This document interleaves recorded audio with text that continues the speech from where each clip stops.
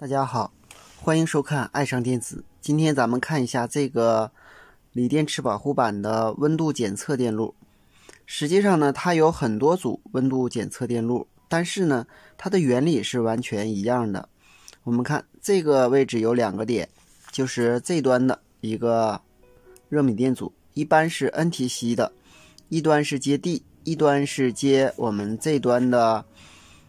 这个位置有 10K 电阻。然后呢，通过 10K 电阻，再通过512，也就是 5.1K 的电阻接到我们 MCU 的引脚，进行 ADC 的变换，从而检测出这个位置的温度值。其他路呢，也有这个插座里的，这个插座呢可以外置热镁电阻，从而检测电池的温度值。另外呢，通过这个位置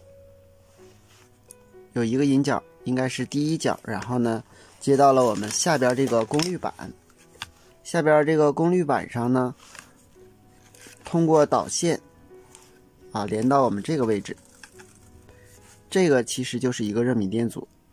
也是分压的。我们可以量一下，这个一脚到这个电阻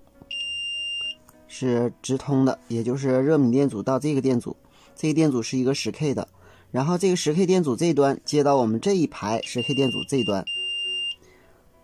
也就是我们这端的供电上。这个 10K 电阻的这端，也就是靠我们 NTC 热镁电阻的这端，通过这个 5.1K 的电阻接到了我们 MCU 的引脚上。我们这端是同样的，一个引脚是接 D 的，一个引脚是接到我们这个 10K 电阻上，这个 10K 电阻上，然后再通过这个 10K 电阻这端接到这个 5.1K 电阻这端，然后这个 5.1K 电阻接到了我们的 MCU ADC 引脚，